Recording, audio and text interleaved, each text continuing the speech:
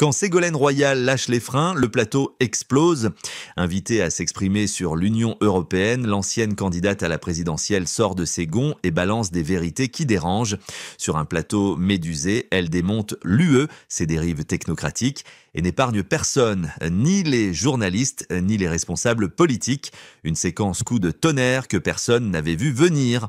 Il faut arrêter la guerre en Ukraine. Il faut un processus d'arrêt de guerre.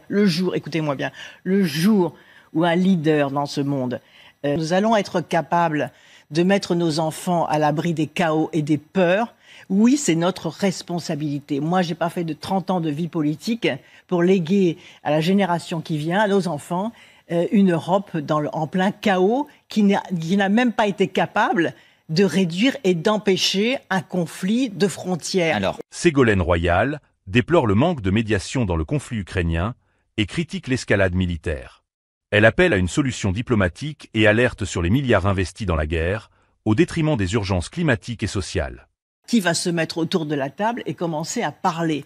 Et ça aurait dû être fait dès le premier jour de l'invasion de l'Ukraine. Tout de suite, l'ONU aurait dû se mobiliser, l'Europe aurait dû se mobiliser, alors que certains ont cru qu'il y allait pouvoir y avoir une défaite militaire de la Russie. Mais au contraire, plus la guerre se termine tôt, plus l'Ukraine peut se reconstruire.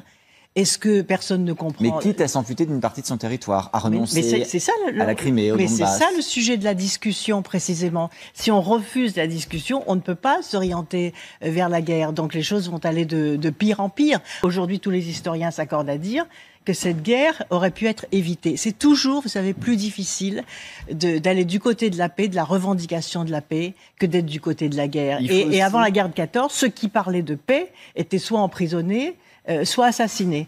Donc c'est toujours plus difficile parce qu'il y a des enjeux considérables, parce qu'ensuite dans le virilisme dominant, les gens sont pris dans leur conflit et c'est très dur d'en sortir. Mais dans tout conflit, il faut une médiation. On ne connaît pas de conflit qui s'arrête sans médiation. Et les médiateurs doivent être choisis par l'Ukraine, par exemple. L'une des initiatives positives qui pourrait être prise pour protéger la fierté et l'identité de l'Ukraine, c'est de dire on va mettre des médiateurs autour de la table et il faut que l'Ukraine soit d'accord avec le nom des médiateurs qui vont être autour de la table. C'est le rôle de l'Organisation des Nations Unies. Elle a été créée pour cela. Un dernier mot à ce sujet, Ségolène Royal. Est-ce qu'il faut aussi, de votre point de vue, arrêter les sanctions contre la Russie au motif qu'elles ont des conséquences aussi en Europe?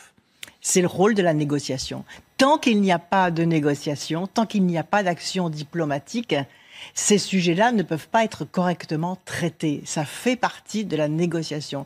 Est-ce que oui ou non l'intelligence humaine va être au-dessus de ce conflit et au-dessus de ces horreurs de la guerre ou pas? Est-ce que nous, adultes, dans cette société, dans cette civilisation, nous allons être capables de mettre nos enfants à l'abri des chaos et des peurs? Oui, c'est notre responsabilité. Moi, j'ai pas fait de 30 ans de vie politique pour léguer à la génération qui vient, à nos enfants, une Europe en plein chaos qui n'a même pas été capable de réduire et d'empêcher un conflit de frontières. Et c'est ce que disent aussitôt les pays les plus pauvres. C'est ce qu'ils vont dire aussi pendant la COP. On va y venir dans un instant. Justement, il y a besoin de tellement de moyens que voir ces tonnes d'argent qui arrivent pour l'armament, c'est tout simplement aberrant dans le monde dans lequel nous vivons. On engouffre trop de milliards dans cette aide et dans cette guerre, il faut y mettre fin? Mais c'est aberrant. Tous les observateurs et tous ceux qui souffrent de cette guerre, à commencer par le peuple ukrainien, se disent, compte tenu de la masse des moyens qu'il faut pour lutter contre les catastrophes climatiques, pour lutter contre les risques sanitaires, oui, mais il faut aussi pour lutter contre la Ukrainiens pauvreté et les armées la pour qu'ils viennent à bout de l'armée russe. Il faut arrêter cette guerre. Voilà la responsabilité. Il faut arrêter cette guerre et se mettre autour de la table. Et comme disait Nelson Mandela, vous savez, la meilleure arme, c'est de s'asseoir et de parler. Oui, sauf que vu que la table n'est pas encore dressée, qu'on n'a pas encore les convives autour, est-ce que dans l'intervalle, on continue l'aide à l'Ukraine ou pas? Il faut arrêter la guerre en Ukraine. Il faut un processus d'arrêt de guerre. Écoutez-moi bien, le jour où un leader dans ce monde dira on commence les négociations de paix, déjà tout va s'apaiser, y compris sur le plan de l'équilibre du monde.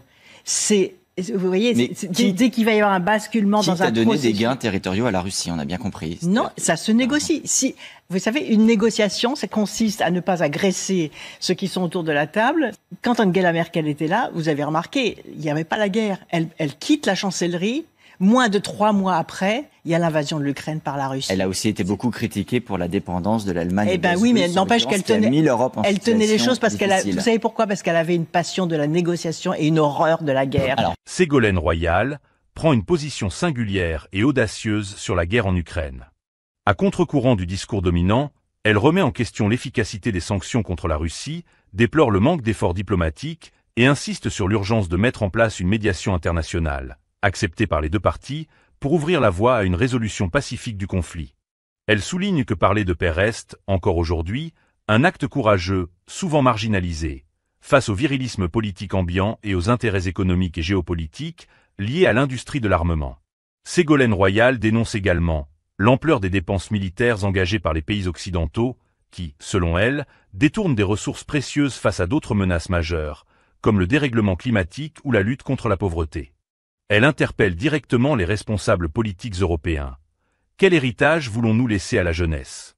Une Europe en guerre, incapable de prévenir un conflit frontalier, ou un continent tourné vers la paix et la justice internationale? Que pensez-vous de cet entretien avec Ségolène Royal? Donnez votre avis en commentaire. En quelques minutes, Ségolène Royal a dynamité le politiquement correct et mis le doigt là où ça fait mal. Alors que l'UE est souvent intouchable dans les médias, elle a brisé le silence à sa manière, directe, tranchante et sans détour. Et vous, êtes-vous d'accord avec ces propos? Commentez, abonnez-vous et partagez cette prise de parole qui secoue le débat public.